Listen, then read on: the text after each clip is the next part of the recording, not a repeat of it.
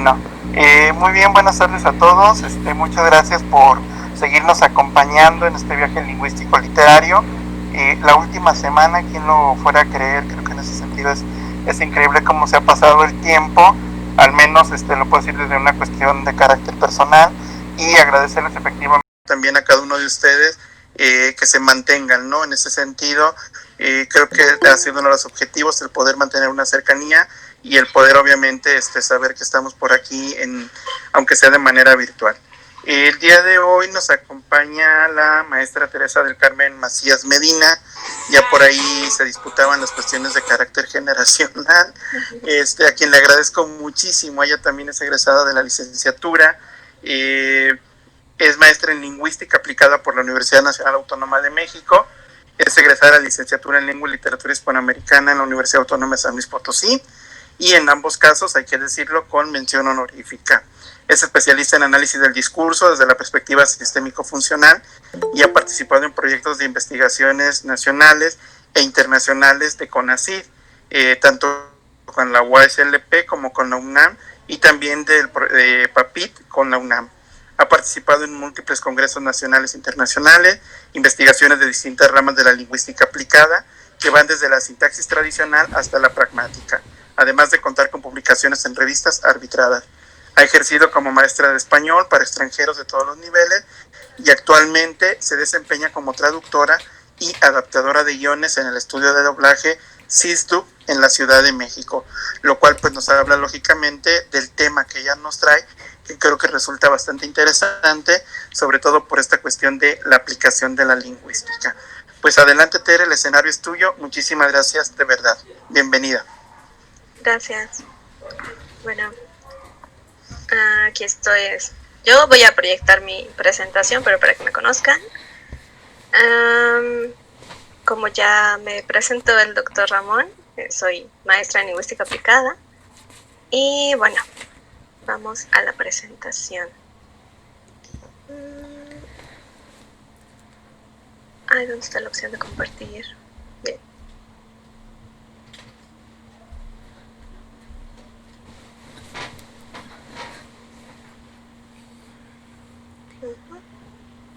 ¿Listo? ¿Todos pueden ver la presentación? Sí, Tere. Sí. ¿Sí? Perfecto. Ok. Me imagino que muchos de ustedes están aquí por curiosidad, para saber qué tiene que ver la lingüística y la literatura con Netflix o con el streaming en general. Y pues la conferencia está más centrada en una reflexión de cómo nuestros conocimientos se aplican al mundo laboral. Entonces, la primera parte de esta presentación va a ser una reflexión, digámoslo, epistemológica, y la segunda parte vamos a ver ejemplos muy específicos de mi experiencia personal en el campo laboral. Entonces, si vamos a hablar de las herramientas o de los conocimientos que nosotros tenemos o que ustedes están aprendiendo en la licenciatura para el mundo laboral, vamos a estar hablando de conocimiento. Y como alumno, o en mi caso particular, yo como alumna me pregunté muchas veces cómo se aplica el conocimiento que estoy adquiriendo en el mundo laboral, sobre todo más allá de lo académico. Cuando estamos en la academia, cuando somos alumnos, está esta imagen de flujo de conocimiento. Parece que el conocimiento fluye por todos lados, profesor con alumno, alumno profesor, los grupos de alumnos también generan conocimiento, los grupos de profesores también.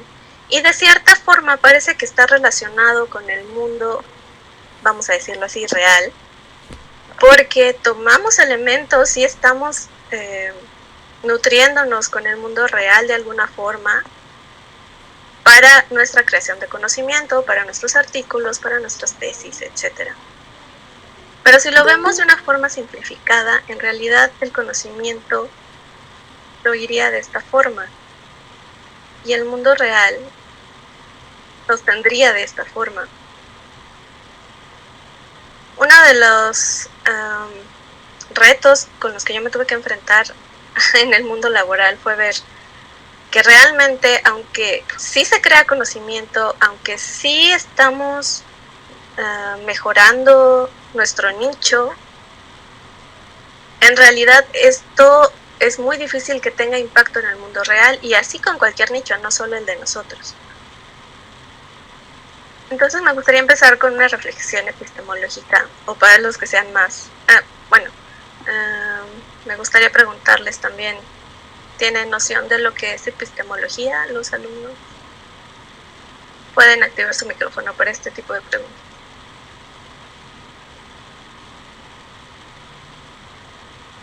¿No?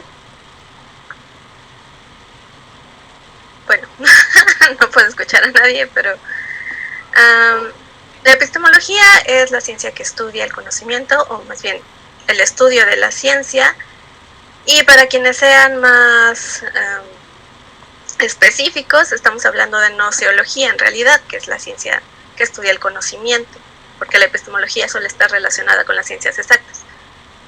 Pero bueno, me gustaría que nos preguntáramos, o que te preguntaras tú como alumno, ¿para qué creas conocimiento?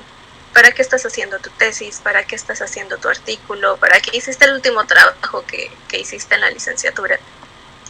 Y las respuestas sinceras, pueden ser muchas: para pasar la materia, para conseguir trabajo, para hacer un buen currículum, o porque es su pasión, que no tiene nada de malo. Pero sincerándonos, cuando entramos a la licenciatura tenemos una imagen muy, muy distinta de lo que vamos a hacer cuando egresemos. No sé si ustedes lo saben, pero su licenciatura sí tiene una imagen muy clara, muy concreta de qué tipo de profesionistas le está dando al mundo, qué tipo de profesionistas le ofrece al mundo laboral. Y no solo su universidad, cualquier universidad lo tiene, y esto es de la página de la suya en específico. ¿Qué hace un especialista en lengua y literatura hispanoamericanas? Bueno, según su universidad, por si no lo han visto, estudia el valor, características y desarrollo histórico de la lengua española y de la literatura hispanoamericana, analiza, interpreta, difunde la crítica y la escritura creativa. En esta licenciatura se reflexiona acerca de la riqueza de nuestra lengua a través de la palabra, la voz y las letras de quienes la producen. Ok, para los alumnos que ya están en los últimos semestres, ustedes ya son esto, o esa es la idea a este nivel de su formación.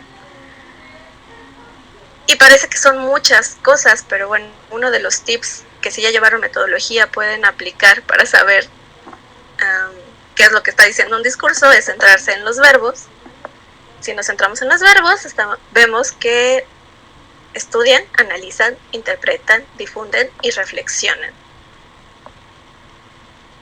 Me gustaría que hicieran un breve ejercicio de autoconocimiento o autorreflexión, deteniéndonos en esto.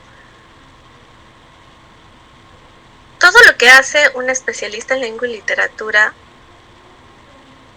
según esta reseña, tiene que ver con la epistemología: estudiar, analizar, interpretar, difundir, reflexionar. Todo esto tiene que ver con el conocimiento, con la creación de conocimiento, y no es nada fácil. Aunque en el mundo real, cuando uno dice que estudia lengua y literatura, no es tomado como de la mejor manera. En realidad no cualquiera hace todo esto, no cualquiera estudia, no cualquiera analiza, no cualquiera tiene las herramientas para saber interpretar o reflexionar una obra literaria. Me gustaría hacer hincapié en que esto es la esencia de su profesión. Si esta es la esencia de su profesión, entonces el para qué no podría remitirse nada más a pasar la materia, a conseguir trabajo, a tener un buen currículum o a su pasión. Si esto, si nuestra especialización se basa tanto en la creación de conocimiento, creo que deberíamos tomárnoslo muy en serio. Tú como alumno, pensar el para qué estás haciendo tu tesis, para qué estás creando conocimiento, tiene que ver con bioética. La bioética es el estudio de los aspectos éticos de la ciencia, y no nada más las ciencias exactas, también las humanísticas.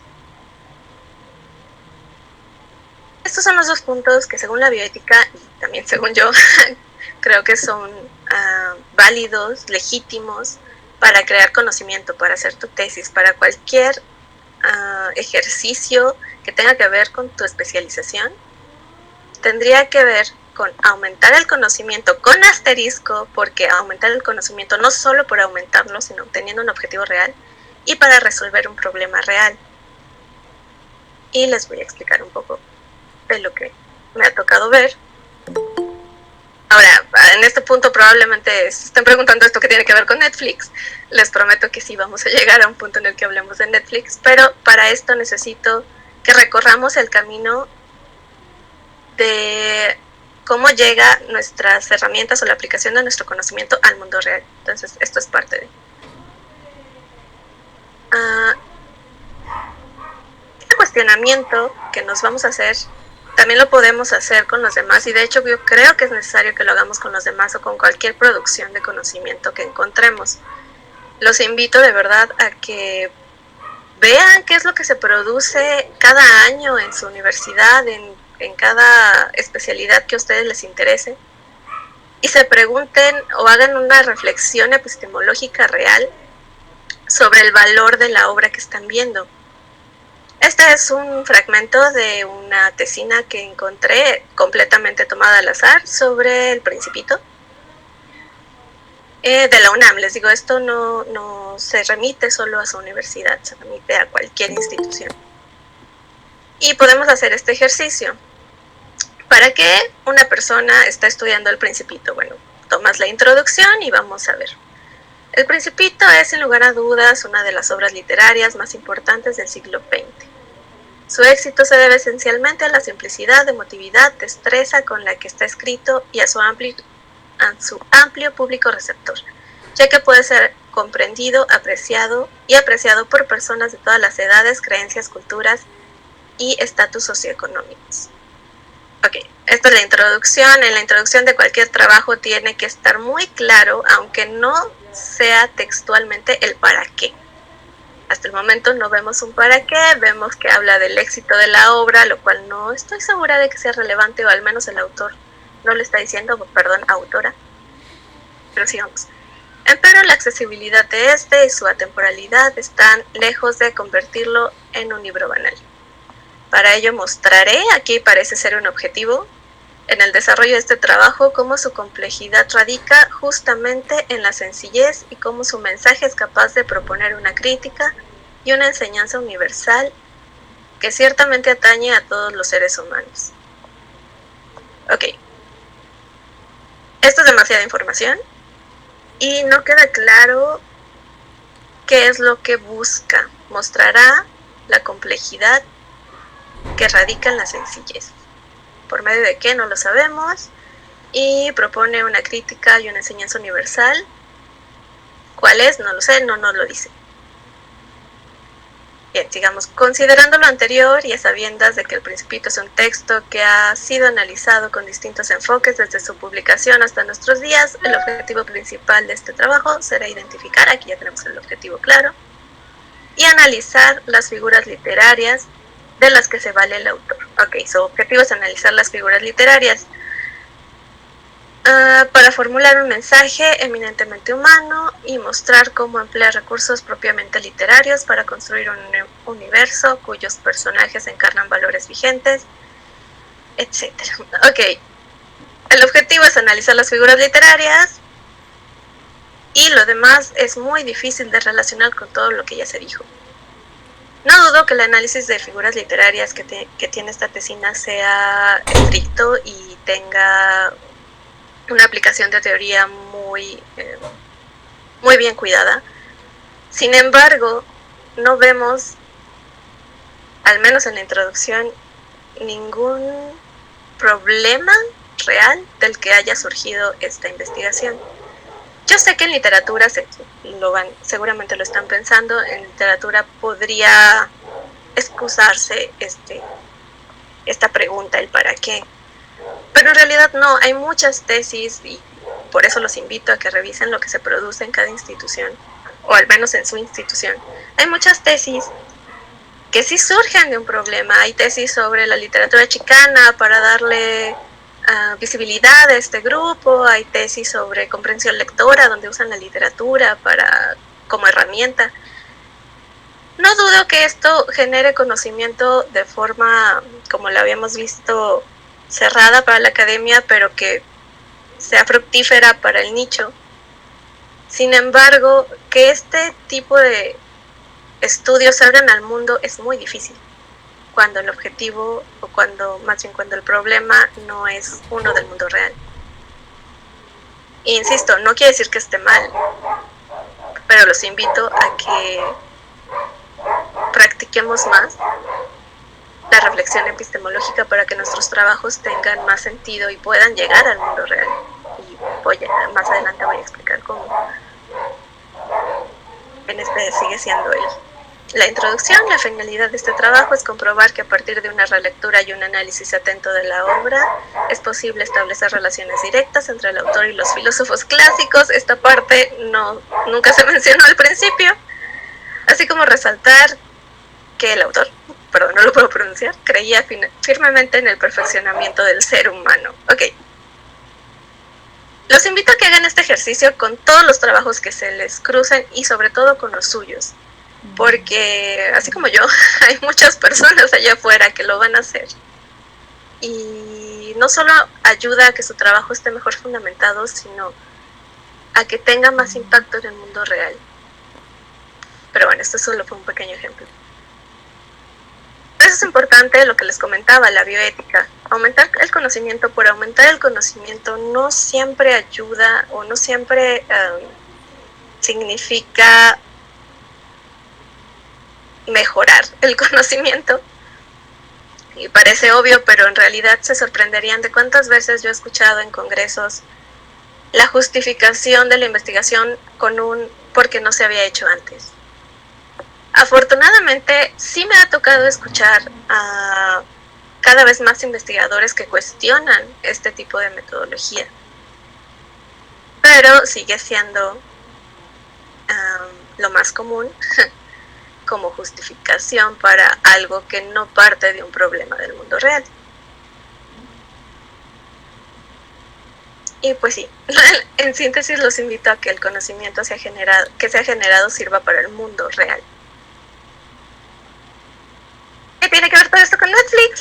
Lo voy a ejemplificar con uno de los casos que me sucedió en dos de mis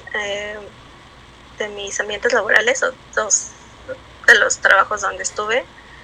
Pero para eso primero tengo que explicarles esta pequeña disputa entre lingüística teórica y lingüística aplicada.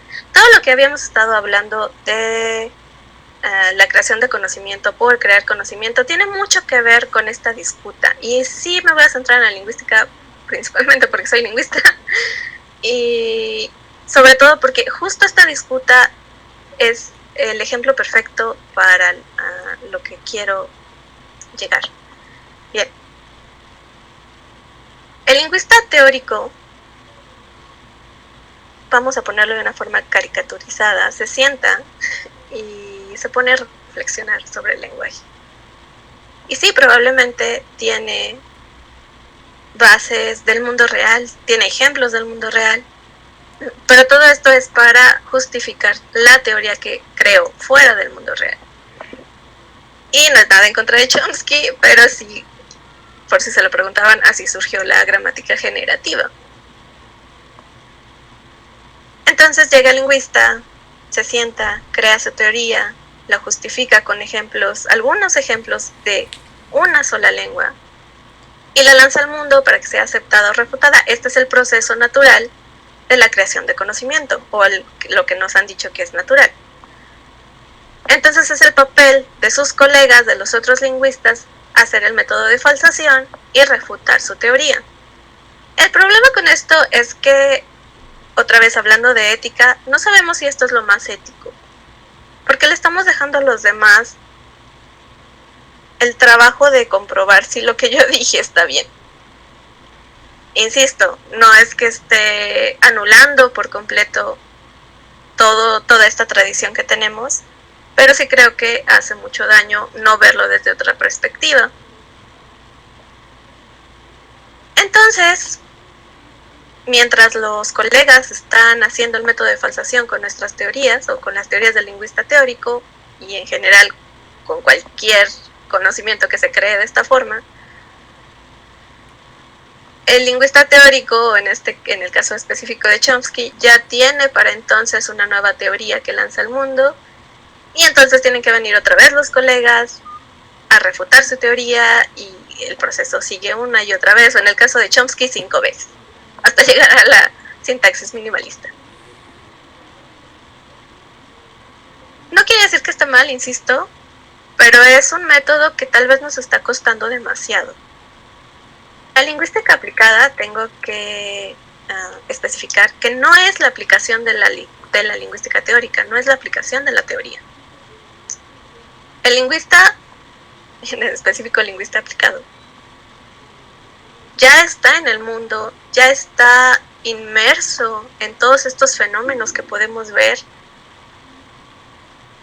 y en el momento que encuentra una anomalía en su recorrido por el mundo, de ahí toma los elementos para hacer teoría, para crear conocimiento. ¿Sí vemos la diferencia? El lingüista teórico o cualquier persona que tome este método sí toma ejemplos del mundo real, pero no parte de ellos. El lingüista aplicado o quien sea que tome la otra perspectiva sí lo hace. Esto es partir de fenómenos reales. Lo bueno de crear teoría con este tipo de metodología es que todo el conocimiento que tú generes va a ser funcional, absolutamente todo, ya sea que tus resultados sean positivos, negativos, como sea, si parte de un problema real, es funcional y sirve para el mundo real.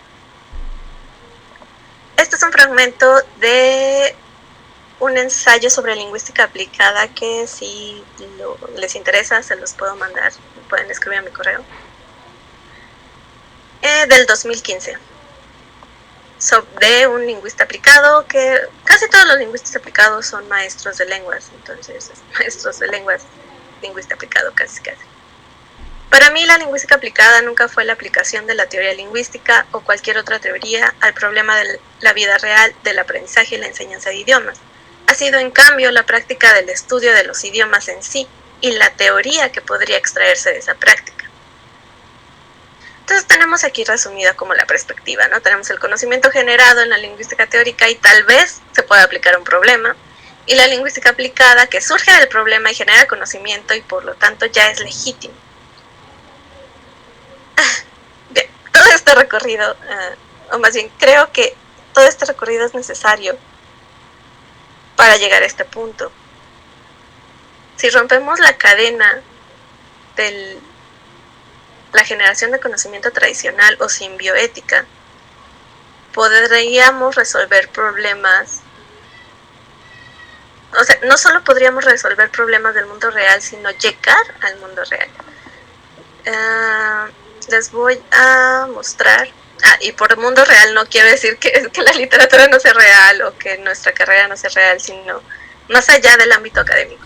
Eso es lo que quiero decir. Me sucedió en 2 lugares de trabajo diferentes el mismo fenómeno, con diferentes perspectivas. Como enseñanza de segundas lenguas, los pronombres de objeto directo y objeto indirecto son un problema. Y también me sucedió en la serie Freud, que si no la han visto se les recomiendo mucho, de Netflix. Les voy a mostrar cómo. En resumen, Freud es una serie sobre Freud, pero tiene un giro ficticio con tintes paranormales, por decirlo así. Si todos los psicólogos, seguramente a ningún psicólogo le gusta esto, pero yo creo que está bien lograda, la historia tiene sentido dentro de su universo, y no sé, tal vez porque pasé 80 horas haciendo estos guiones. La escena se resume en esto. Estos 2 personajes son maestros de Freud y lo están buscando porque secuestró, por decirlo así, a una chica, Y si están ahí, pero están escondidos. Entonces llega uno de los profesores y dice, no están aquí. El ama de llaves le dice, ya se los dije.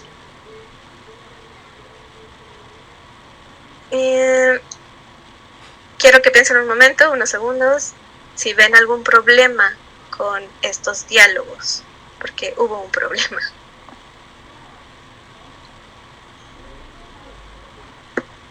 También quiero aclarar que no fue posible compartir mucho material porque los clientes con los que trabajamos sí se toman muy en serio la cuestión de derechos de autor, aunque el contenido ya esté afuera. Entonces muchos de los ejemplos que voy a dar son fragmentos o bien series que no corresponden a nuestros clientes, series de otras casas de doblaje. Cuando sí sean de nosotros, pues se los diré. Pero esa es la razón por la que hubo un poco de falta de material, y también la razón por la que si esto se llega como a compartir en otra plataforma, sí va a estar omitido de toda esta cuestión que tenga problemas de derechos de autor. Así que si están aquí en la conferencia, felicidades, van a ver cosas que no todos van a poder ver. Bien. ¿Cuál es el problema con los pronombres?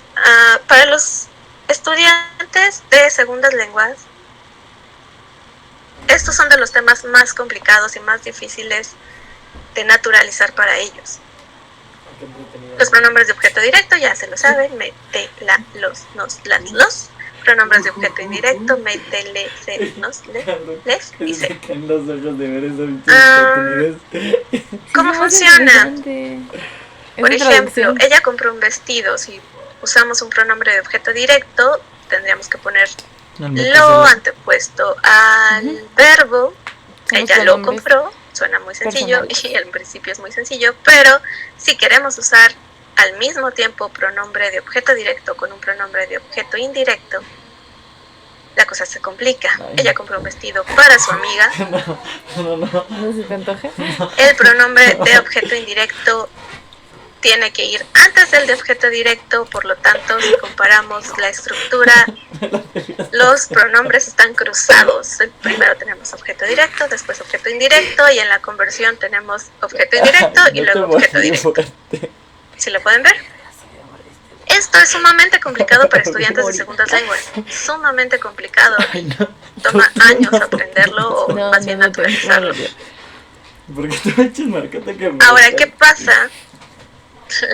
El nivel más difícil. Si el pronombre de objeto indirecto es plural.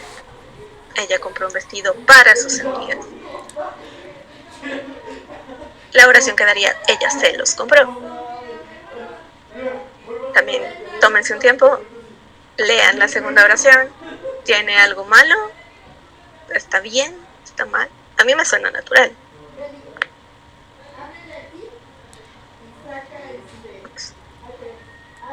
Bien. Justo este ejemplo me pasó en Freud. Es exactamente el mismo. Y resulta que ese los de los compró está incorrecto según la teoría, según la gramática tradicional. Ella se los compró si tenemos el pronombre los, pero en los de objeto directo. Y ese los corresponde a los de objeto indirecto. Cuando tú traduces en un guión para Netflix, o para cualquier plataforma prácticamente, pasan por ciertos filtros. Uno de ellos es el de calidad lingüística. Todas las plataformas tienen sus especialistas, por decirlo así, en lenguaje.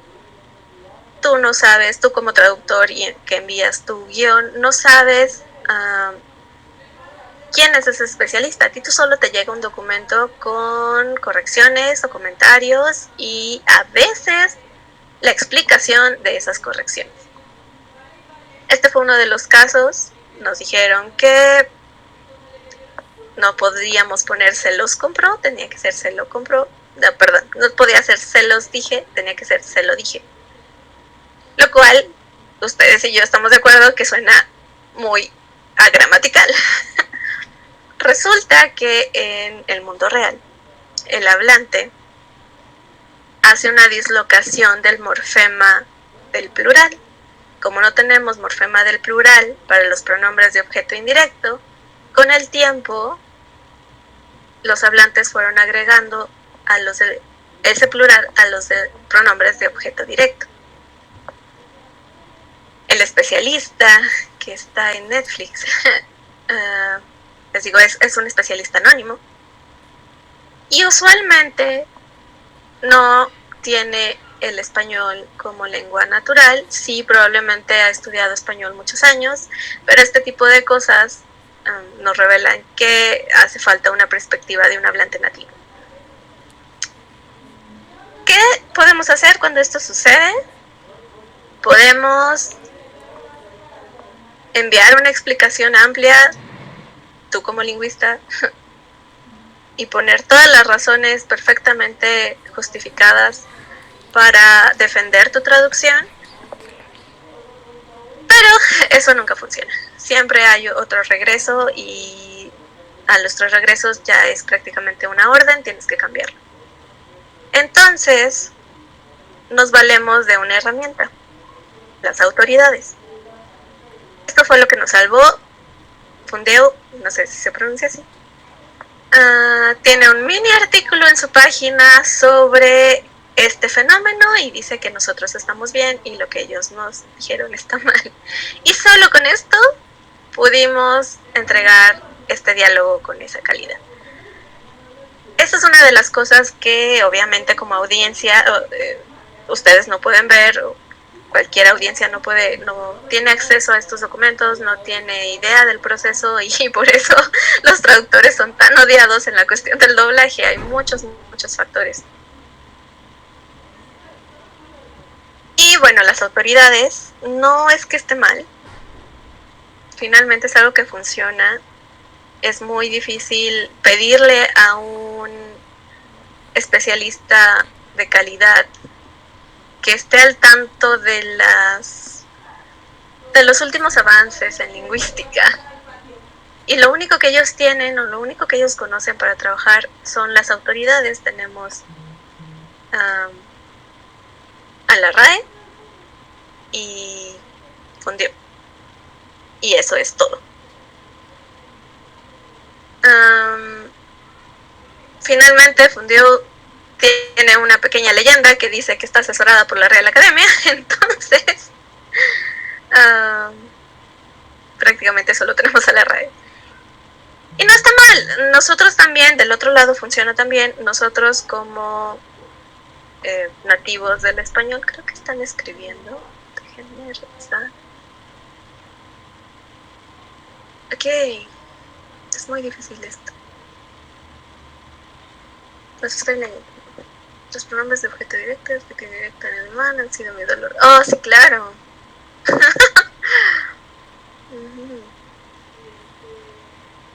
Sí.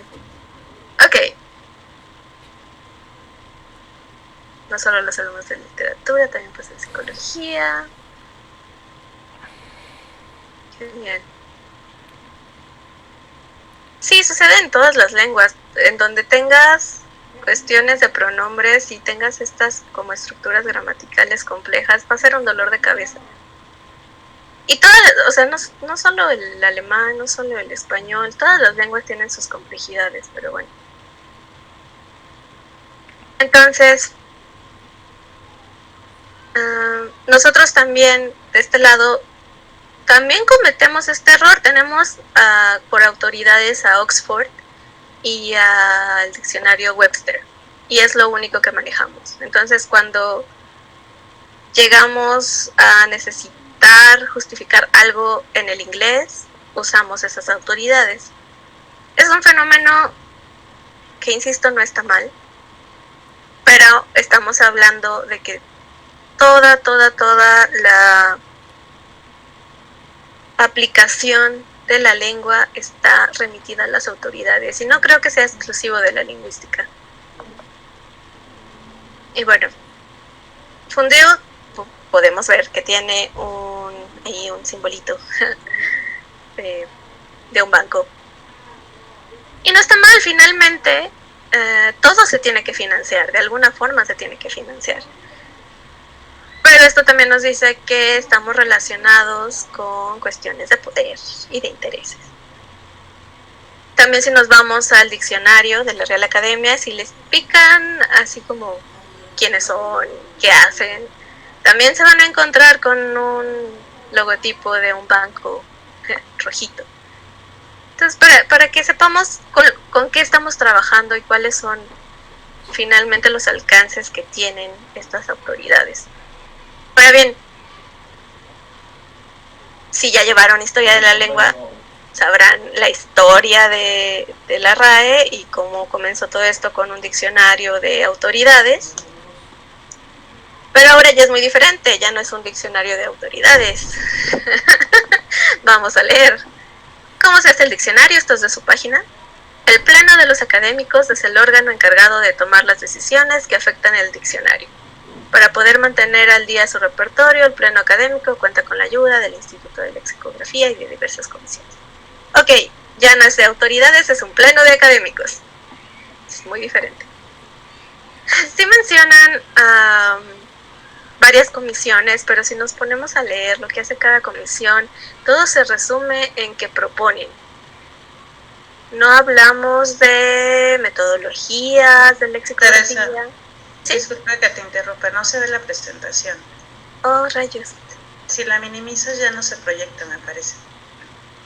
Sí. Déjame arreglarlo. Igual no tenía tantas.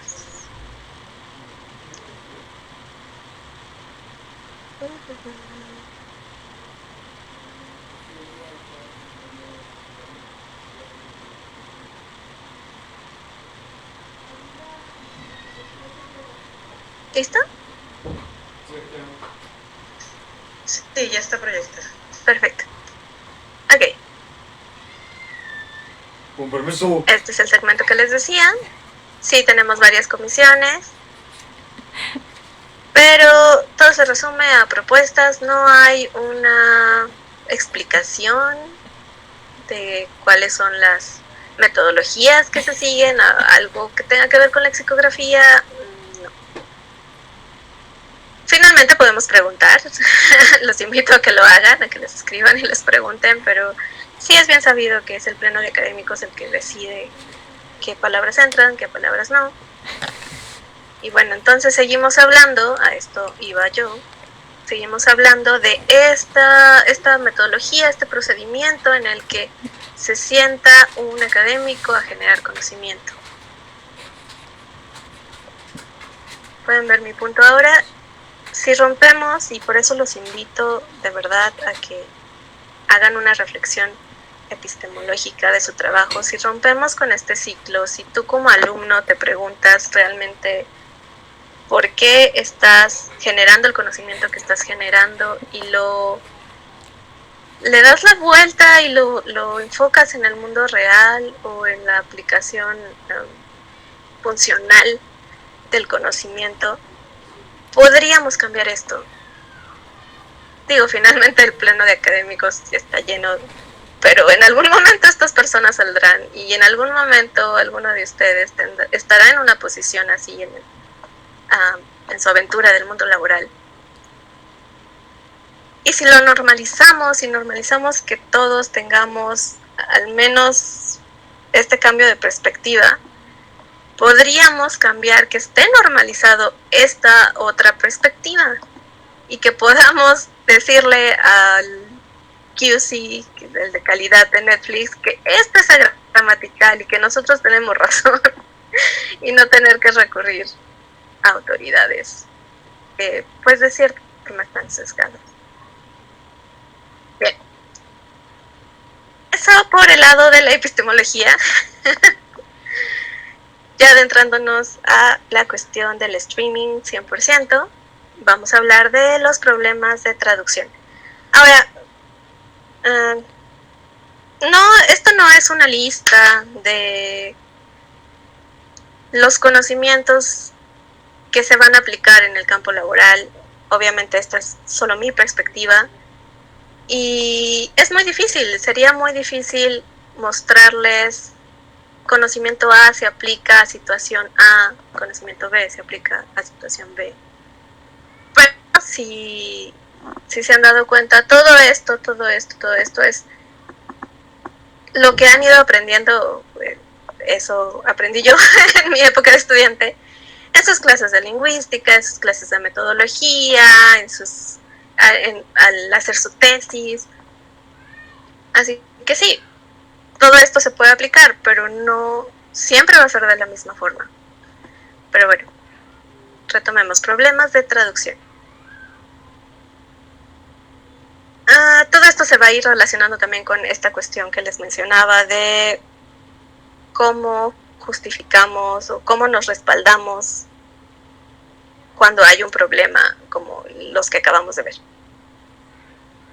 Bien, los problemas de traducción se pueden resumir en estos: problemas de adaptación, de ampliación lingüística, de reducción lingüística. Todas estas son propiamente técnicas de traducción: la adaptación, la ampliación lingüística, la reducción lingüística.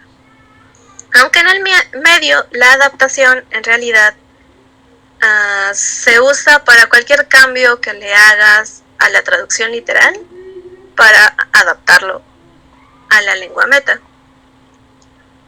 Pero en esencia es una técnica de traducción. Bien, Model UN. Este término es un problema reciente con el que me tuve que enfrentar en una de las series que no les puedo mencionar por derechos de autor. Pero para eso tengo a los Simpson. Entonces ellos sí tuvieron este mismo problema, pero lo resolvieron muy bien. Bien, adaptación y sustitución.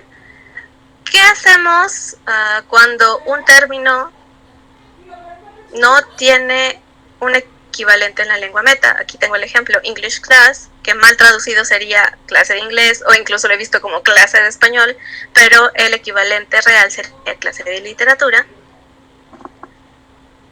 Con Model UN no tenemos eso. No sé si están familiarizados, pero bueno, los Simpson nos explican bien qué es el Model UN. Y para los videos voy a estar desconectando mi headset y poniendo la bocina. Espero que se pueda escuchar bien. Veamos.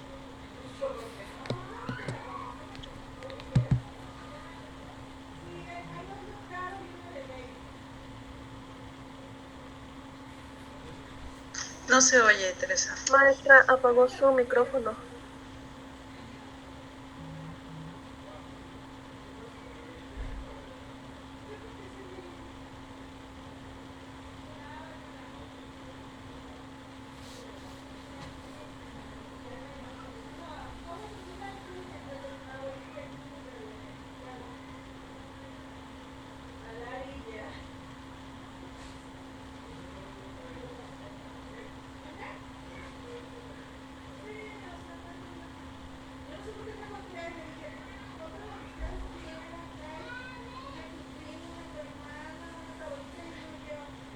Creo que no se escucha.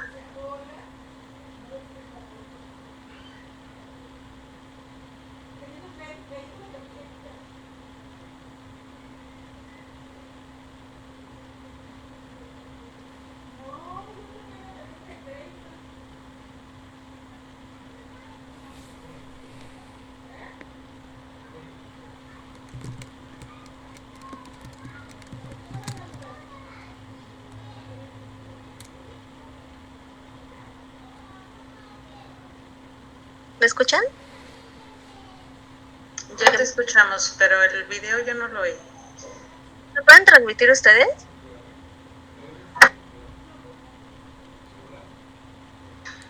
A ver, Perla, ¿crees que puedes ayudarnos con esto?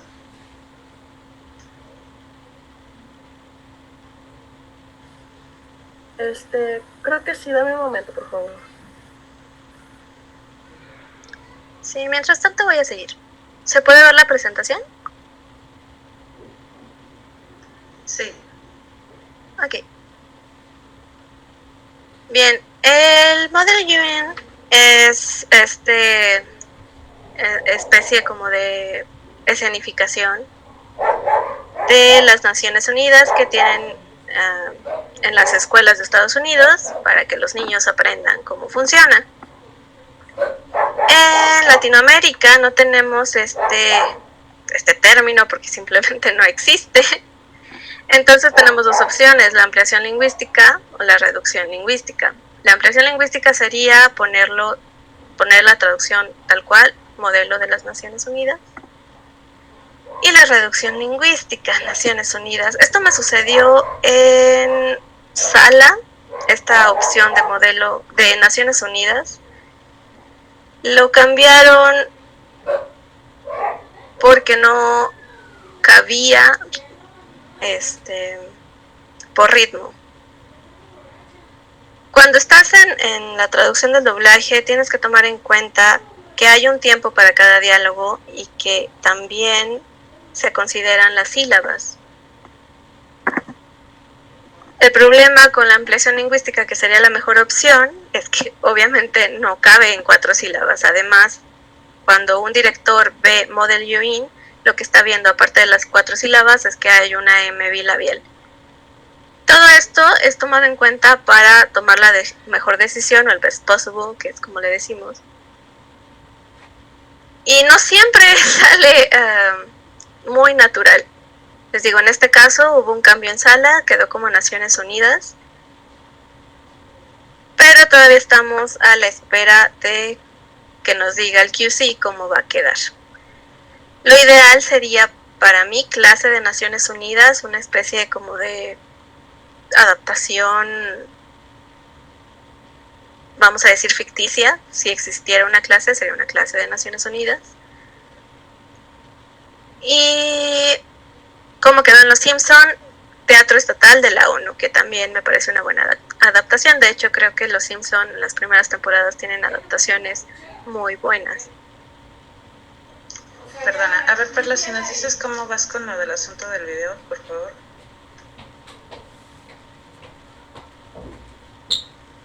Estoy esperando a que abra para poderlo transmitir. Sí, si quieres seguir avanzando, Tere, y cuando ya lo tengan, regresamos un poco. Sí, solo era como ejemplo, pero va a haber más videos y eso creo que sí es necesario que se transmita. Bien. Otra técnica de traducción es la transposición, que es cuando haces un cambio gramatical. Por ejemplo, I have headache. En español sería me duele la cabeza o tengo dolor de cabeza. Lo más cercano gramaticalmente sería tengo dolor de cabeza, porque headache es un sustantivo, dolor de cabeza también es un sustantivo. En el caso de me duele la cabeza, tenemos que usar un verbo. Este es un problema, parece muy sencillo, pero en realidad es un problema de traducción, porque el QC te va a decir, bueno, es que la traducción más fiel sería tengo dolor de cabeza, pero tú como hablante natural del español sabes que lo más normal es decir me duele la cabeza. Entonces es el tipo de cosas, de detalles súper pequeños, pero que de verdad te hacen la vida imposible en el momento de recibir tus feedbacks. Y no solo sucede en español, también sucede en otras lenguas. En alemán tenemos Ich habe Kopfschmerzen, der Kopf tut mir weh. Funcionan los dos, es lo mismo que en el español, me duele la cabeza, tengo dolor de cabeza. Y sí, por si se lo preguntan, también hemos traducido en alemán y hemos traducido, creo que hay en portugués, pues, cosas en francés también, pero para eso tenemos un traductor para cada especialidad. Y justo esto me recuerda a un artículo que tiene Halliday sobre la gramática de las lenguas. Es un texto que se llama Sobre la gramática del dolor, donde dice: la gramática de toda lengua natural es una teoría de la experiencia humana. Esto es muy relevante a mi parecer, porque todos estos temas de cambio gramatical se han tocado en la lingüística, pero insisto, como los especialistas no salen del nicho académico, no se puede saber en otras áreas. en mi caso en el área laboral. La compensación también es un asunto de traducción. Es cuando se pierden o se agregan matices para que en la lengua meta tengamos un diálogo natural. Aquí no sé si lo puedan transmitir, ahora sí.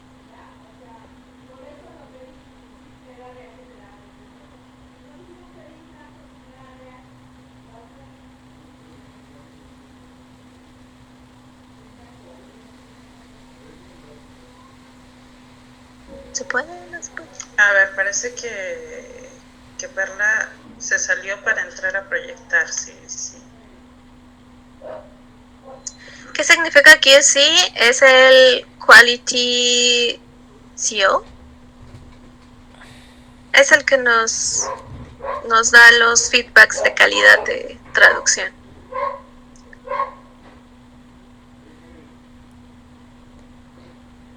Y suele ser un documento, viene por episodio, tiene tu timecode, que es el minuto, el segundo y los milisegundos donde empieza y termina un diálogo. Viene el problema marcado y viene la sugerencia y a veces viene la explicación.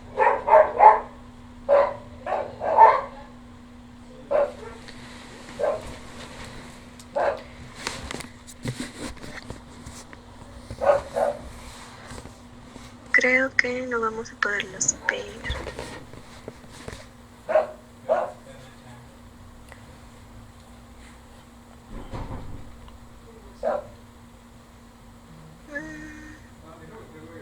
¿Qué pueden mandar ahorita, la presentación o a mí? Pues es que se supone que estaba tratando de proyectarla, pero no sé ahí qué está pasando. Lo estoy escribiendo en privado. Sí, pero ¿me veo yo o está la presentación? Ahí está la presentación y tú en chiquito. Ok. Sí, es ese ejemplo de los Simpsons. Solo es como cuando hablan del Model U. Pero bueno, en el caso de Hora de Aventura, no sé si conocen esta serie, es una serie para niños que transmite Cartoon Network. Y hubo un problema con este actor de doblaje, José Arenas, que ahí está mi foto con él porque soy muy admiradora de su trabajo. Se le pidió que dejara de hacer las inflexiones que estaba haciendo porque no estaba funcionando para toda Latinoamérica. Según tengo entendido, los receptores de Argentina. El problema con esto es que yo como traductora veo muy bien los cambios que hizo José Arenas a Jake el Perro, que es su... Lo pueden oír, ¿verdad? ¿Probaste quitando los audífonos? Es que se escucha la bocina, pero me dijeron que no se escucha bien, entonces, no sé.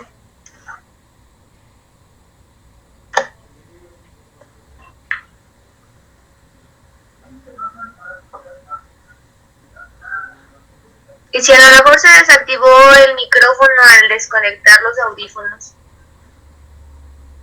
¿Cuál micrófono? El que trae en la diadema. Y que se desactivara el micrófono en el programa de Teams, en la aplicación.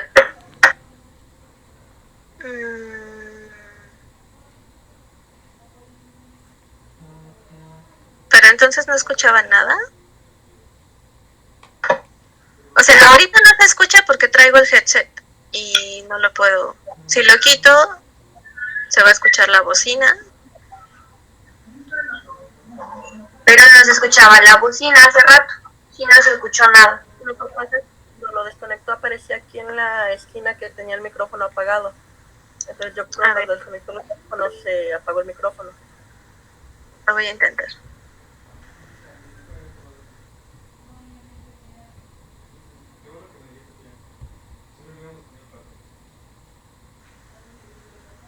Ahí aparece el micrófono apagado.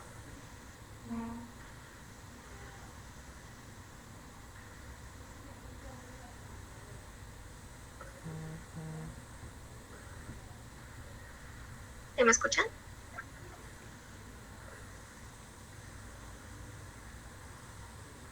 ¿Escuchan esto?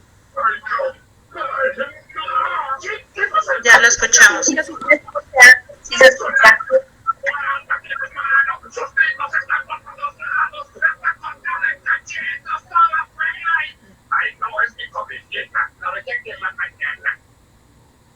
Ok, este es el tipo de doblaje que hace José Arenas. El doblaje original, creo que aquí el video no se escucha. No, no se escucha. Sí, esa es una falla del video en general. Ya había pasado una vez. Pero bueno, en el inglés original... Voy a poner esto. En el inglés original, simplemente Jake dice, es una cabra, está hecha a pedazos, está en el piso, se le ven las vísceras. Lo que creo yo como traductora es que hacer este doblaje tan neutro no iría bien ni con el personaje ni con la audiencia. El registro de personaje es un personaje irreverente, tiene exageraciones, el contexto de la lengua meta es diferente porque en Latinoamérica sí somos muy expresivos y la audiencia infantil con una traducción tan literal de se le ven las vísceras y está ahí sin hacer ningún tipo de inflexión más que la voz neutral, creo que habría sido demasiado. Entonces, esta es una de las cosas con las que uno no puede como discutir con los directivos, pero afecta a nuestro trabajo. ¿Sí me escuchan? Sí, se escucha. Sí. Perfecto. Bien, entonces estas cuestiones, la compensación, la ampliación lingüística, la adaptación, son cosas que tienes que hacer en cada diálogo. Ese es el tipo de problemas que se tienen que resolver diario. Bien, ¿por qué se hacen tantos cambios en el streaming en general? Bueno, porque se busca un español neutral. Y bueno, el meme es porque el comentario de la mayoría de los traductores es que el español neutral no existe y es un invento de las corporaciones. Y sí, podríamos ponerlo así. El español neutral es una herramienta. Y sí, es un concepto, digamos, inventado, construido para favorecer ciertas cosas. Cuando escuchamos un doblaje que no se escucha natural para nuestra área de Latinoamérica, suele tener de factor el español neutral y siempre está atendiendo a intereses del cliente. Sabemos, distinguimos perfectamente lo que se adapta a nuestra lengua y lo que no. Este es un fragmento de Moreno sobre dialectología perceptual. Dice, los hablantes suelen tener una clara conciencia del prestigio de su variedad y de su lejanía en el uso lingüístico y en la interpretación de la variación sociolingüística respecto a otras variedades. Los individuos, al hablar entre sí, son capaces de distinguir a los que pertenecen a su misma comunidad de los que son ajenos a ella. Esto es prácticamente lógica, ¿no? Pero a todas las plataformas de streaming esto en realidad no les importa. Lo que ven cuando hablan de español neutral es una traducción. Vamos a cotizar y remunerar una sola traducción. Entonces nos perdemos de cosas tan bonitas como las de José Arenas y en general con todos esos como detalles que han tenido el doblaje, se dice, tradicional. Porque antes había más libertad, pero cuando empieza a haber este negocio del streaming, cuando comienza a despegar, se buscan intereses de otro tipo fuera de los lingüísticos. Entonces, si estamos hablando como de tipos de doblaje, doblajes que se adaptan o no a nuestro contexto. Estamos hablando de isoglosas y de políticas lingüísticas. Las políticas lingüísticas, este es un fragmento de María Moliner. Las políticas lingüísticas son decisiones tomadas por autoridades nacionales o supranacionales sobre el uso, enseñanza, aprendizaje e incluso sobre la prohibición del uso de lenguas. Obviamente aquí está hablando de cuestiones políticas, pero creo que en el contexto actual también se puede hablar de políticas lingüísticas, porque escuchen todo lo que estamos diciendo. Estamos hablando de autoridades, estamos hablando de revisiones, estamos hablando de cambios que ordena cierta empresa para que se hagan de cierta manera, sin importar si algunas cosas suenan naturales o no. Este es un mapa de isoglosa, bueno, de dialectología perceptual. La dialectología perceptual es como la dialectología, pero tiene en cuenta el hablante. El hablante es el que define las isoglosas y no el estudioso del lenguaje. Entonces, si estamos hablando de audiencias, creo que es pertinente mostrar un mapa de dialectología perceptual. Y bueno, según este estudio, que también está en la bibliografía, y si quieren se los mando, podemos tener un mapa más o menos con estas isoglosas. Para cualquier plataforma de streaming, esto sería un caos. Implicaría invertir en un doblaje para cada isoglosa, para darle gusto a la audiencia y también para respetar las cuestiones del lenguaje. Insisto, no estoy hablando de si algo es bueno o malo, solo es como la descripción del contexto actual. Sí hay que tomar mucho en cuenta como traductor esta cuestión del español neutral y tener cuidado con que no se vayan regionalismos, aunque en realidad cualquier lingüista les diría que eso es imposible, en fin. Para una plataforma de streaming,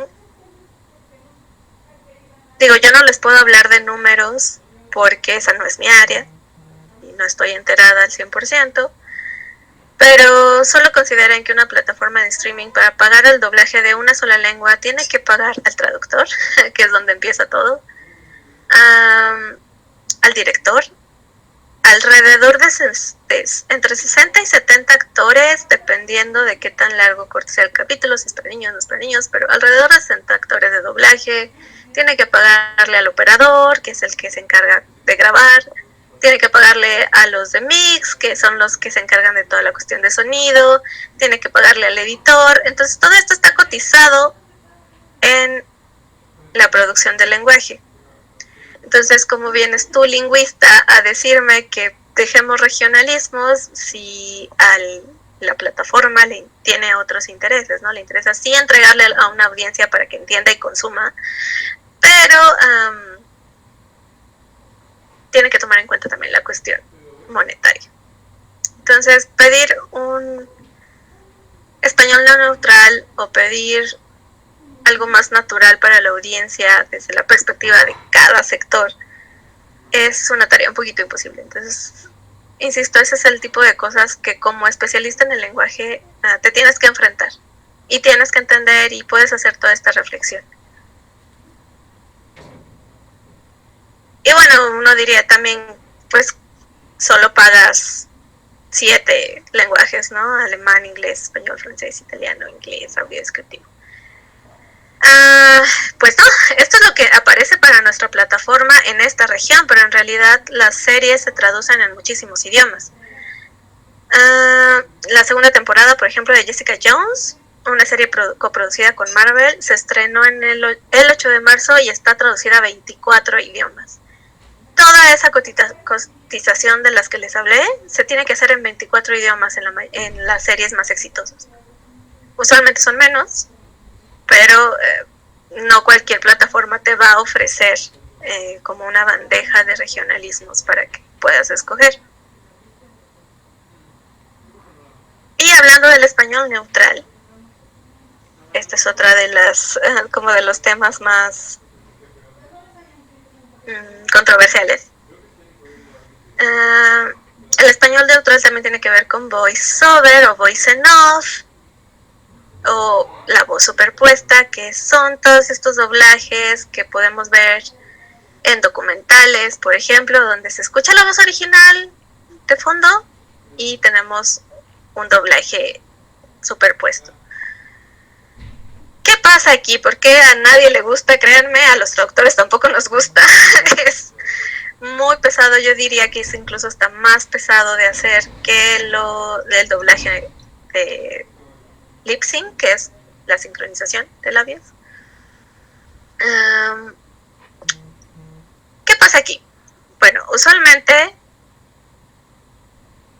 tiene que ver con la cantidad de diálogos que hay. Todas las series que tengan voiceover mínimo tendrían unos 1500 diálogos aproximadamente, lo cual implica también, obviamente, un gasto y más actores, más tiempo de grabación, etc. Hay una entrevista muy interesante de la directora creo que es directora de... no recuerdo el título, pero es la especialista en lenguaje de Netflix, donde nos explica un poco esta cuestión del voiceover y nos dice que la definición en general es leer con voz de narrador sin tonos e inflexiones el significado de lo que las voces levemente atenuadas de los actores están diciendo. Los directores de estas plataformas abogan porque el voiceover en ciertas regiones, en ciertos países es más aceptado. Y parece que sí. En esta entrevista que les menciono, dicen que Polonia acepta mucho más el voiceover que el lip sync, porque están acostumbrados, porque desde siempre les llegaron las series así, entonces eso es lo que les gusta, y sí pueden tener razón. Pero sí, tenerla como opción para cada serie o para cada documental, no sé si es la mejor. No sé si es lo mejor. Pero bueno, justamente en voiceover, les digo, a nadie le gustan, tampoco a los traductores. Bueno, puede haber gente a la que sí. Justo en este tipo de proyectos es donde a mí me han tocado cosas más peculiares de hacer, voy a decir. Estos son algunos ejemplos. Circus of Books es un documental sobre un matrimonio que de alguna forma terminó poniendo una librería de pornografía gay en Los Ángeles. Entonces, es toda esa historia. Rhythm and Flow es este reality show donde ponen a concursar a varios raperos de Los Ángeles, de Nueva York, con Cardi B, por si lo quieren ver. Blown Away, que es también un concurso de sopladores de vidrio. Yo no sabía que existía una universidad de sopladores de vidrio, parece que sí. Y la isla de la cocaína, que también fue un reto para mí. ¿A qué voy con esto? No es para presumirles mis producciones, sino también es muy importante que como traductor tengas este bagaje cultural o te alimentes de estudios que tengan que ver con jergas. Todos estos proyectos, en algunos casos tuve acceso a diccionarios, más que diccionarios, glosarios de terminología de hip hop, de terminología de vidrio soplado, de terminología de la comunidad LGBT y de la policía en la isla de la cocaína. Todos estos estudios que tal vez parecerían que no tienen mucho sentido o que, no sé, si tú como alumno de lengua y literatura lo ves, dices, ay, ¿para qué? Sí tiene aplicación, se los juro. Entonces, a mí me hubiera venido muy bien un glosario mucho más amplio de, por ejemplo, la comunidad LGBT, que, vaya, está en boga, pero sí está, o yo me encontré con esta postura de guardar la terminología para la comunidad nada más. Hubo cosas que sí pude investigar, hubo cosas que se quedaron como en el original por estas cuestiones y, insisto, todo lo que se pueda estudiar, por muy absurdo que sea, si parte de un problema como estos, tiene una aplicación. Y no sé qué pasó, se trabó. A ver. Listo, sí, esta es la parte que les comentaba. Netflix descubrió cuando llevó sus series originales a Polonia que allí es la forma preferida y por eso hoy sus usuarios de este país europeo pueden escoger entre subtítulos y voiceover.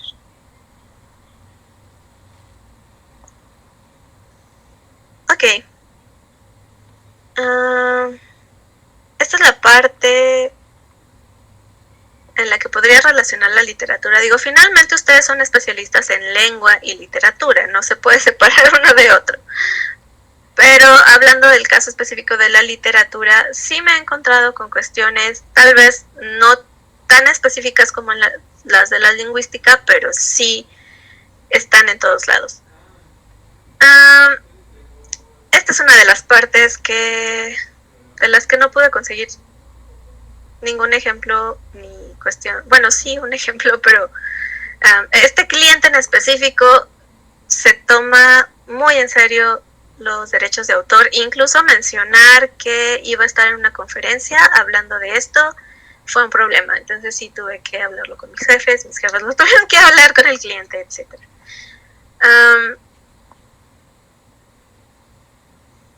Y bueno, estamos hablando de Apple TV Plus. Bien. El punto positivo de Apple TV es que está abogando por series, voy a decir, poco convencionales en el sentido de no son precisamente de acción. Tenemos a Dickinson, que fue la que me tocó trabajar, que está basada en este personaje, o más bien en esta poeta de Estados Unidos, y El escritor fantasma. El escritor fantasma es una serie para niños que se centra en invitar a los niños a la lectura. Entonces tenemos un fantasma que libera personajes de libros y los niños tienen que hacer varias cosas para regresar a los personajes de sus libros. Y tenemos adaptaciones muy buenas, creo yo, de Alicia en el País de las Maravillas, del Libro de la Selva, de Frankenstein, y otras muy buenas que no puedo mencionar porque están en la segunda temporada y justo las estamos trabajando en este momento. Pero es muy buena serie, si tienen sobrinos, hijos, les recomiendo muchísimo. Bien, ¿qué tiene que ver todo esto con la literatura? Bueno, para empezar, la temática tiene todo que ver, pero no siempre nos va a tocar trabajar con adaptaciones de libros o directamente, pero sí con los conceptos. ¿A qué me refiero? Nosotros, o ustedes también como especialistas, tienen muy claro, o al final de su carrera tendrán muy claro, cómo el contexto es muy relevante en una obra literaria, la cuestión del plagio, lo importante que es, los derechos de autor que van de la mano, la intertextualidad. Algo que me pasó con Dickinson, hablando del contexto y la adaptación, fue que el creativo de la serie tiene como objetivo llegarle a las nuevas generaciones. Entonces, tenemos una mezcla de tratamiento formal de la época con palabras anacrónicas como bro, sister, ese tipo de cosas. Entonces tú como traductor tienes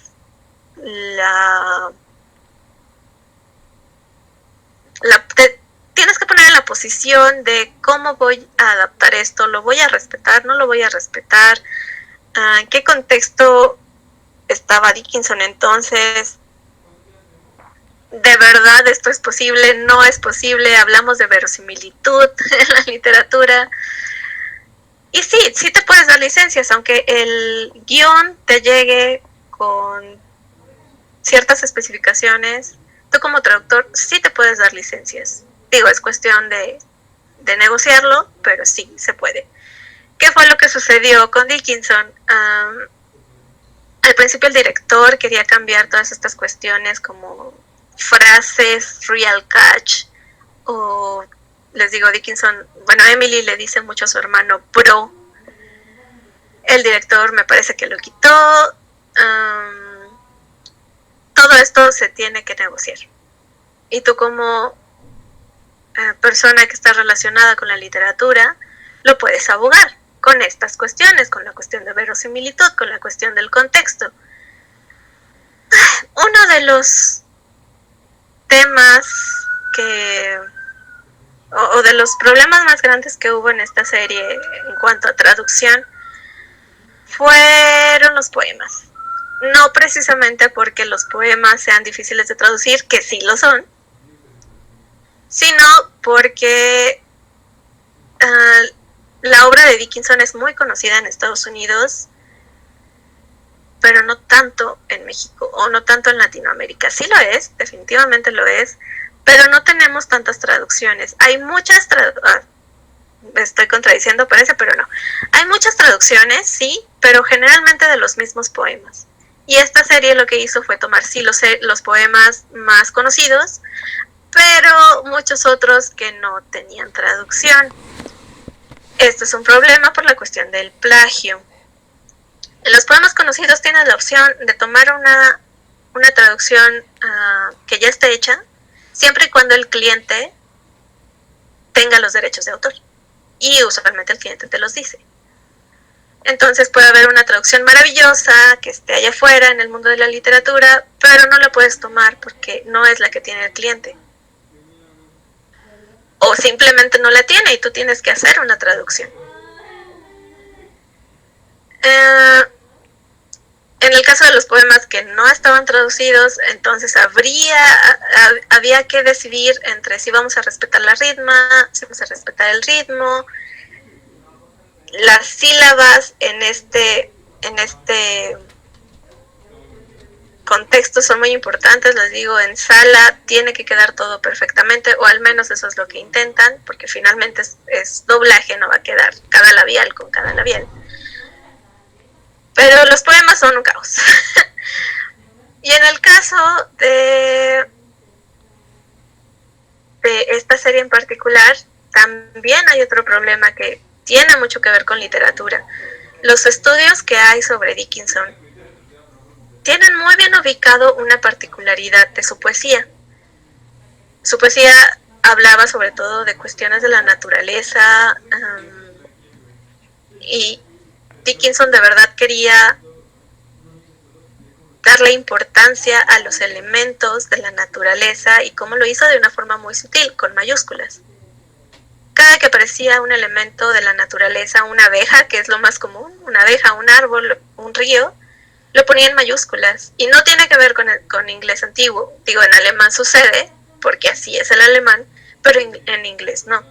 Entonces, todos los estudios literarios que hay sobre Dickinson, o bueno, los que abordan este tema, tienen muy claro que esta era la intención, o al menos esa es como la crítica común. Tienen esa intención. Y en español se intentó los guiones en original se respetaron, tienen las mayúsculas, pero ¿qué sucede? No todo está controlado por gente que se interesa por estas cuestiones. En las reseñas de los episodios, que es algo que me tocó traducir también, es decir, la pequeña descripción que tiene cada episodio con su título, no se respetó esto, y no es que en específico yo no lo respetara, sino que lo cambiaron. En inglés sí en la plataforma de Apple TV Plus, en inglés sí tenemos los elementos de la naturaleza con mayúsculas. Vemos volcanes, vemos las noches salvajes, aunque bueno, esa es mayúscula de inicio. Pero si ven el menú, todas las cuestiones que tengan que ver con elementos naturales están en mayúsculas. En español lo hicimos y lo abogamos pero para la persona que estaba encargada de esto, para esta plataforma, le pareció más importante la regla de las mayúsculas en español que la intención de la poeta de la que trata toda la serie. Entonces, bueno, este es uno de los casos en los que no se gana. No siempre se gana y tenemos que vivir con eso, pero insisto, esto es simplemente otra prueba de que si normalizamos la generación de conocimiento con función, podríamos llegar al mundo real con este tipo de argumentos y ganarlos, pero bueno, en este caso, este no fue el caso. Otro de los puntos que tiene mucho que ver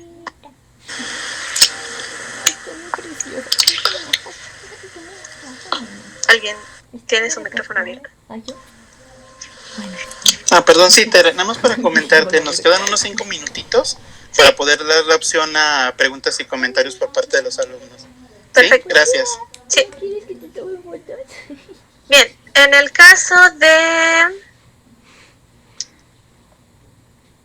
la narración en el streaming en general, creo que es muy importante esta perspectiva literaria. Nos sucedió en Los Últimos Ares, que es una serie que yo adapté. Un caso muy particular en el que la serie está narrada desde dos perspectivas. La serie normal con los personajes hablando entre sí y un voiceover. En el voiceover hay una narración de varias personas sobre los eventos históricos. Se usa mucho el presente histórico en inglés.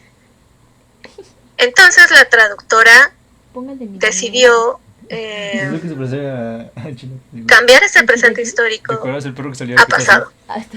Porque sí, tiene sentido, nosotros usamos más el pasado que el presente histórico.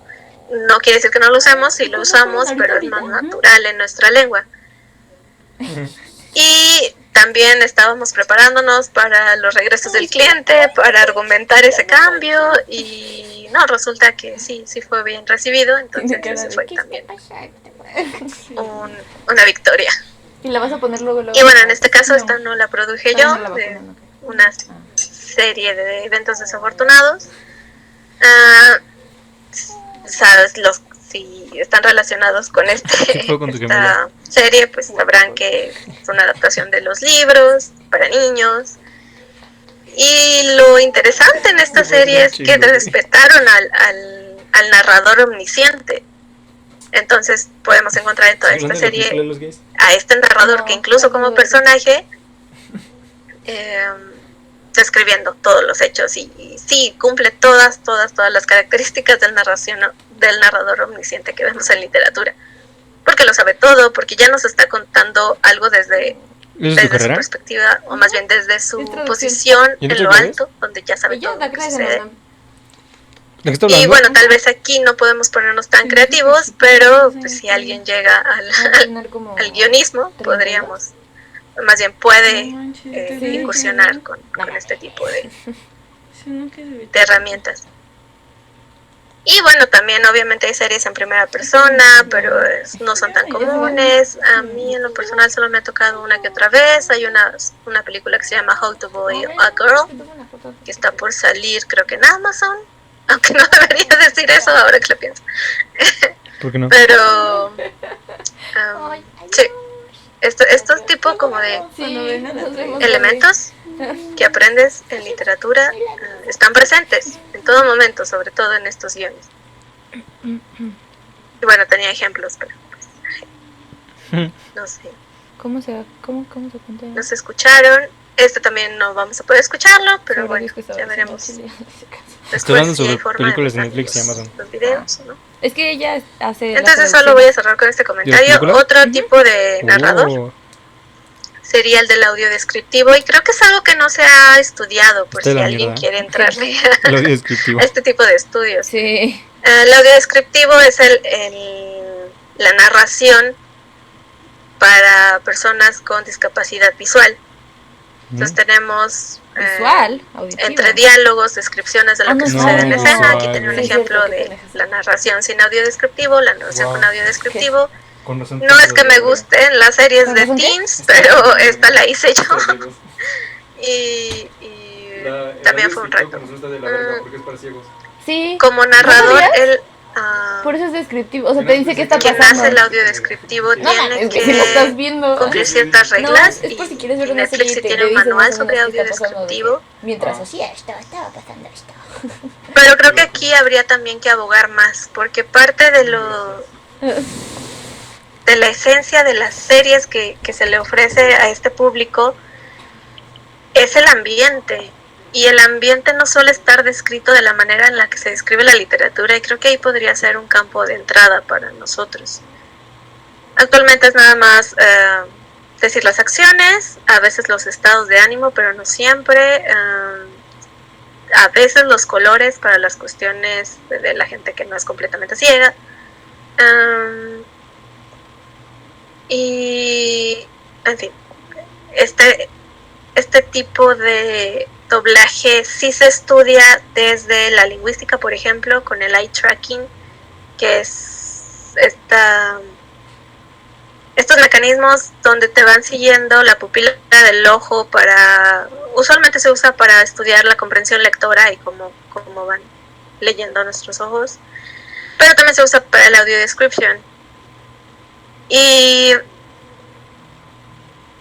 el acercamiento que hay del audio description es muy, muy técnico. Creo que sería fructífero si alguien se animara a hacer algún acercamiento literario, porque finalmente es un narrador. Y podría cambiar un poco la experiencia de las personas que escuchan el audio description. Aquí tenía otro ejemplo de una serie, esta es de otra casa de doblaje, pero es sobre... es una película de terror, me parece. Entonces el audio descriptivo también tiene género y tiene otra forma de narrarse. Entonces en la cuestión de géneros también podríamos entrarle. Y bueno, este video sí les pasaré la liga después, está en YouTube. Es sobre personas que sí usan el audio descriptivo y su opinión al respecto, ¿no? Que prácticamente es que es un gran avance, porque en la vida real no tienen audio descriptivo. Entonces en la serie tener un audio descriptivo que te diga qué está pasando los ayuda mucho. Y pues cierro con esta reflexión. Bueno, estos son otros de los proyectos de los que estoy muy orgullosa y no pude hablar. La hierba alta, que es una adaptación de Stephen King. Storybots, Nobody's Looking, que es una producción portuguesa de Black Mirror, en específico ese. Y bueno, me quedo con la reflexión del ensayo que les comenté al principio sobre lingüística aplicada. El mayor desafío consistirá en que la lingüística aplicada teorice la práctica de manera que haga justicia tanto a la diversidad heteroglósica y la diversidad política como a su propia multiculturalidad epistemológica, y acepte ser modificada en el proceso, que es prácticamente lo que les decía. Tenemos un reto, y el reto es salir al mundo real a generar conocimiento funcional, no para descalificar a todo lo demás que se ha hecho, porque finalmente así se han creado los nichos, sino para que nuestro impacto en el mundo laboral fuera de lo académico sea fructífero. Como vimos, hay muchas trabas que creo yo están relacionadas con esta práctica que se ha ido como fosilizando de cierta forma en la academia. Y pues nada, esta es la bibliografía básica. Si quieren alguno de los documentos que les mencioné, pueden escribir a mi correo. Y eso sería todo. Muchas gracias, Tere. Bueno, por motivos de tiempo nos vamos a ir rápido con algunas preguntas. Este es un tema que seguramente ha resultado de interés para algunos de nuestros alumnos, que sé que por ahí tienen intenciones o inclinaciones hacia la traducción, entonces espero que haya sido útil para ellos. Voy a leer, por ahí creo que unos comentarios ya los habías leído hace un momento, y Ya están los ejemplos que nos están haciendo favor de compartir por aquí. Voy a leer el comentario de Alaide. Dice, hola, me gustó mucho la conferencia. Me hubiera gustado que hablara sobre los pasos que sigues al momento de empezar a traducir un texto y así poder conocer mejor las herramientas que utilizas. Igual me pareció interesante todo y tengo una pregunta. ¿Quién establece la fecha límite para entregar la traducción? ¿Tú, el cliente o la empresa? Cliente y empresa. Obviamente hay un encargado de estas cosas, de la interacción directa con el cliente. Y sí, usualmente es el cliente el que te dice es esta fecha, pero para movimientos internos es otra fecha. En realidad la fecha que nos dan a nosotros no es ni cercana a lo que la da el cliente, porque tenemos que considerar el tiempo de grabación y de producción. Entonces, cuando nosotros terminamos nuestro script, es el primer paso. Es cuando un traductor termina una serie, pueden pasar de 1 mes a 5 meses para que salga su producto. Ok, dice Eduardo Esparza de cuarto semestre que quiere hacer una pregunta. Eduardo, Diego, si quieres prender tu micrófono, por favor. ¿Qué tal? ¿Me pueden escuchar? Sí. Sí. Primero que nada, te quiero agradecer, se me hizo una conferencia bastante interesante. Mi pregunta es la siguiente. Pensando en los estudios literarios y lingüísticos, claro, de una forma somera, aplicando lo que es este método científico a problemas del contexto social contemporáneo y que sea lo más cercano a nosotros, para poder aportar información que genere soluciones a estos problemas que estamos como buscando a la hora de hacer investigación, ¿cómo definiríamos el término útil para la sociedad, pensándolo desde la nociología, ¿no? Me llamaba mucho la atención esto desde el inicio de tu conferencia, porque claro está que si bien nuestros estudios no son muy visibles ante el panorama social, creo que también a nivel general todas las ramas de la ciencia, no importa la rama en la que se encuentre, es muy complicada la difusión científica que se ha tenido, ¿no? Sí, insisto, es muy complejo. La propuesta que yo hago es más para ofrecer una solución posible. No quiere decir que sea su responsabilidad hacerlo, pero sí creo que mientras más lo normalicemos, más común será para el mundo. La cuestión de utilidad, creo que la utilicé tal vez de forma muy llana, pero mi punto era llegar a crear un cambio de generación de conocimiento, no hacerlo del nicho para afuera, con que en realidad no sale, sino de afuera hacia el nicho. Entonces, si estamos afuera en el mundo laboral, en el mundo experiencial, y de ahí ubicamos un problema, el conocimiento ya es útil, porque estamos resolviendo un problema. ¿Cómo te fue? ¿Qué te dijo? Con útil. Me dijo que yo no puedo morder las cabezas. Disculpa, Lupita, tienes abierto tu micrófono, por favor. Sí, pero yo no poner el aparato hasta 2022. Espérame, porque creo que tengo. Tere, aprovechando que interrumpí, ¿podrías dejar de compartir tu presentación para que aparezcas en pantalla completa? Gracias. Sí, continúa, disculpa. ¿Ya me ven? Sí, ya. Perfecto. Si quieres continuar o extenderte con lo de utilidad o paso a la siguiente pregunta. Esa fue mi respuesta, pero no sé.